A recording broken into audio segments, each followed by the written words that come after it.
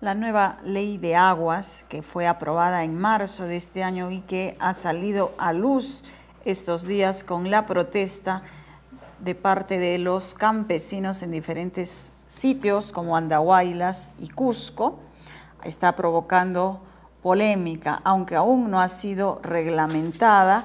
Como les comenté hace un par de días, hay varios aspectos polémicos dentro de esta ley. Vamos a aclarar cuál es el sentido real de este nuevo dispositivo con el gerente regional de Agricultura, Jesús Díaz Salas, que está esta noche en Contrastes. Buenas noches, ingeniero Díaz. El aspecto más polémico de esta ley de aguas es que para algunos se intenta privatizar de manera disimulada, ¿no?, de manera encubierta, en realidad el manejo del agua. Se establece que van a haber unas tarifas ante cuya fijación los campesinos que normalmente nunca han pagado por el agua tienen temor. ¿Estos temores son fundados o no, según usted? Bueno, yo creo que no. Realmente no hay esos, no deberían existir esos temores. Si bien es cierto, el decreto legislativo 1081 sí tenía sesgos muy preocupantes, pero en esta nueva ley y en la reglamentación... Ese decreto ya fue derogado, por ¿no? supuesto. El del año pasado. Ajá. Y que este decreto legislativo tenía una particularidad, por ejemplo, que no podía derogar a la ley 17752 simplemente por jerarquía de norma. Un decreto legislativo no puede derogar a una ley. Que es la que ha estado rigiendo en nuestro país desde la época del... Exactamente. Desde los 70s. Sí, exactamente. Con esta nueva ley, que sí corrige muchos de los errores del decreto legislativo 1081, y en la reglamentación se incorporan una serie de aportes que están haciendo los usuarios, las juntas de usuarios y organizaciones del sector, y le pongo algunos casos que en algún momento dado se pensó que esta ley podía ser una ley privatista. Hoy día en la reglamentación los consejos de cuenca hoy día tienen una opinión vinculante. ¿Qué es los consejos de cuenca? Es lo que hoy día nosotros aquí en Arequipa, adelantándonos a lo que se venía, y esto se viene haciendo desde hace mucho tiempo, es el comité multisectorial.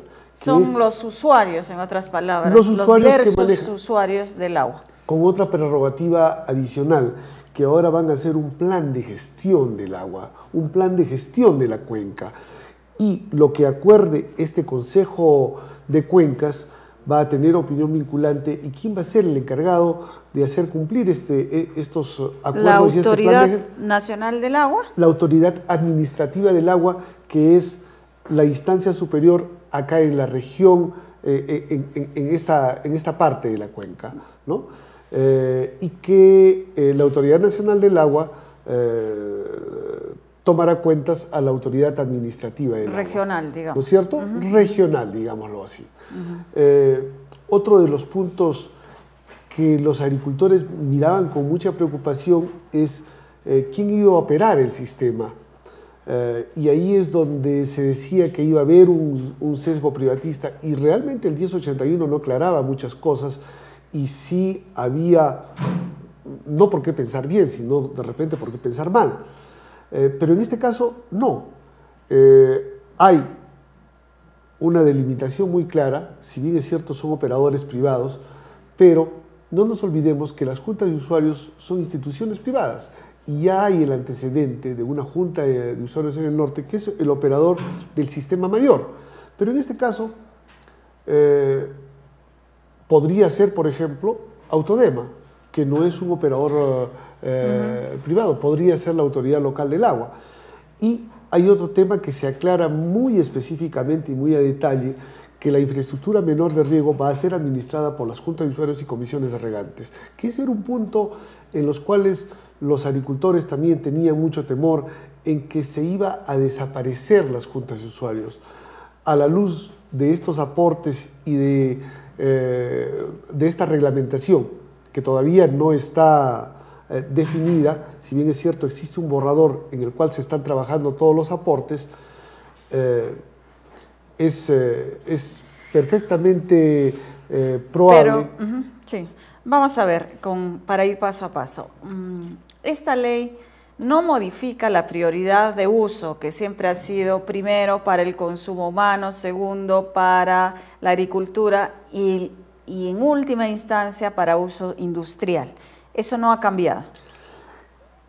Eso es algo que ya se está aclarando en la reglamentación. Si bien es cierto, ese orden de prelación no estuvo especificado, pero sí ahora lo van a especificar. La Autoridad Nacional del Agua no tiene ningún problema. O sea, no hay la idea de cambiarlo, no, esa es mi pregunta. De ninguna manera. Segunda preocupación. Muchos campesinos, sobre todo en zonas altas, en la sierra, etcétera, nunca han pagado por el agua que utilizan, que emplean desde tiempos ancestrales para sus cultivos. Y ahora temen que cuando se habla aquí de que tienen que haber tarifas y todo, se les comience a cobrar. ¿Eso va a ocurrir? Mire, esto va a tener una gradualidad. Acá, y como yo mismo le digo, muchos dirigentes están mal informando de los alcances que tiene esta ley.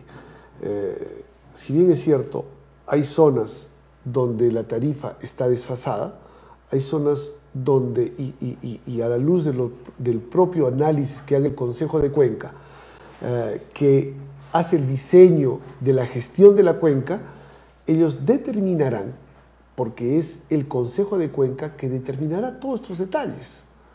Entonces yo no creo. ¿Y hay peligro de politización de ese Consejo de Cuenca y una mayor influencia, por ejemplo, de las industrias extractivas, que ese es el otro temor?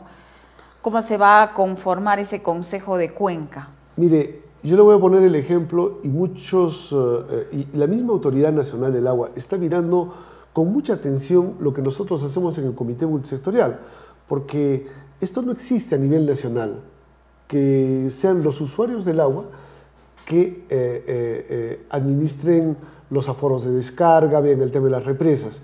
La conformación del Comité Multisectorial en la Cuenca del Chili está conformada por 4 juntas de usuarios. 4 representantes de la Junta de Usuarios, un representante de uso poblacional, un representante de uso energético, un representante de uso industrial, digámoslo, que están ahí incluidas las mineras, Autodema y la Gerencia de Agricultura que la preside, y la Autoridad Local del Agua, lo que antes era el ATR. Entonces, en esta conformación, ¿qué posibilidades tiene el sector minero de poder politizar el tema si solo tiene un voto? ¿No? Y el Comité Multisectorial, si bien es cierto, es una instancia que no tiene personería jurídica, pero a lo largo de los años, de los últimos años que hemos venido tomando decisiones, han sido, cierto por mayoría, algunas por consenso, pero con un respeto irrestricto a la voluntad mayoritaria. Bueno, eso en tiempos, digamos, antiguos hasta ahora, que recién está instalándose la conciencia de que el recurso hídrico es cada vez más escaso y, por supuesto, vital, ¿no? ¿Cómo estamos en Arequipa respecto a la proyección de reservas? ¿En cuánto tiempo ya no va a haber más consensos en esa autoridad porque se van a comenzar a pelear por el escaso recurso hídrico? Bueno, le voy a decir que siempre ha habido pugnas. Por ejemplo, bueno, el sector energético quiere más agua para no tener la posibilidad de quemar petróleo. Es entendible, pero como le digo, esto se toma por mayoría. Hoy día, por ejemplo, el sistema de represas tiene una descarga de 8 metros cúbicos y Egasa quisiese que sean 10. Los mismos agricultores quisiesen que sea más. Todo el mundo quiere que sea más, pero nosotros trabajamos bajo informes técnicos que antes de cada reunión hacemos las proyecciones según lo que tenemos. Sobre las reservas existentes, claro. Y sobre todo sobre los históricos, ¿no?